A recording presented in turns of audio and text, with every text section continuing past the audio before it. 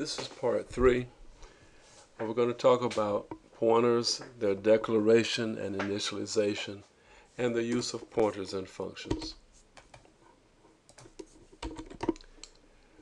We can initialize a pointer. Initializing a pointer to null clearly indicates that you're not currently pointing to any values. We can also declare and initialize pointers to the address of existing variables. It is important to note that all pointers are type restricted. So we have int pointers, float pointers, char pointers, and these pointers can only point to things of that respective data type. If I have a float variable called cost, I can never point to that variable using an integer pointer. Instead, a float pointer is required. It is possible to do comparisons of pointers. It's important to distinguish what the comparisons mean, however. If I compare the pointer values, all you're really checking for is whether or not the two pointers really point to the same memory location. If I want to know whether the two pointers point to the same value, then what I'm looking for is I must dereference the pointers to get the value. So if the value that pointer 1 is pointing to is the same as the value that pointer 2 is pointing to, then I am comparing the contents, not the addresses. A pointer can be a parameter to a function. It behaves like a call by reference parameter, which means that the pointer can be used to change memory location values.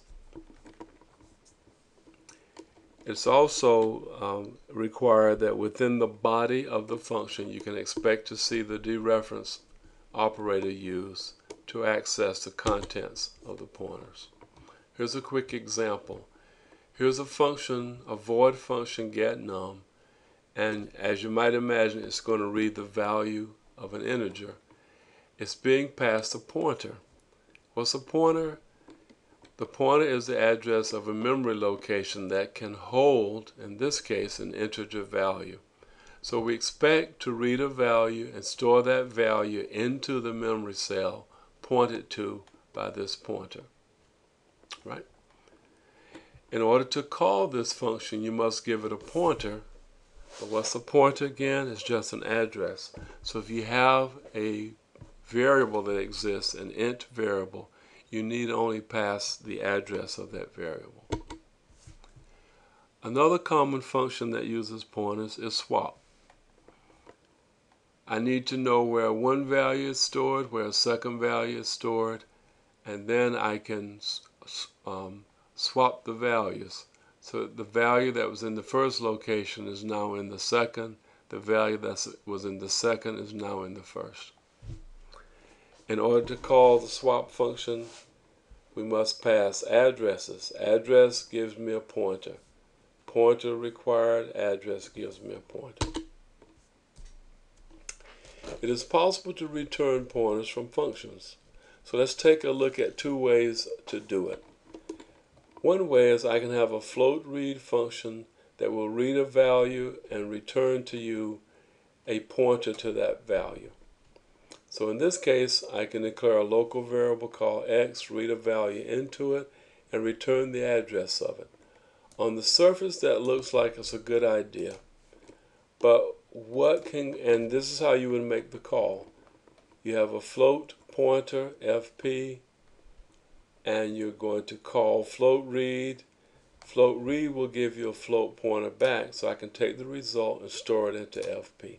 That looks good, but let's see what is wrong. Well, what's wrong is float read has a local variable called x, and you want to return a pointer to it. What did we learn about local variables? Once I am declaring local variable x within this block, when I leave this block, what becomes of that variable? Remember, the variable goes away. So whatever I was so that the memory cell that was being pointed to while you were inside of the body no longer exists. So that won't work. Let's try this. Let's try creating a dynamically allocated float value. Read a value into it and return the address of the dynamic memory. And the call would be made the way you attempted it before. And this will work. And there's a strong principle here. Scope rules do not apply to dynamic data because they exist until they get deleted explicitly by a delete function. So dynamic data has longer lifetimes than data that occurs within local blocks. So here are the rules. A pointer can be the return type of a function. I'm returning a pointer to an integer. And the function body should only return a pointer either to dynamically allocated data or to data that was passed to the function as an argument. And you can never return a pointer to a local variable of that function because it goes away when the function ends. We're going to talk about two restrictions on pointers. One restriction is that you can have a pointer that is restricted to point to a constant value.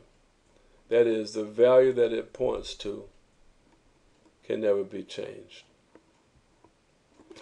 The second example is a constant pointer, and this simply means that the address that the pointer has, the value of the address of the pointer can never be changed once it gets initialized.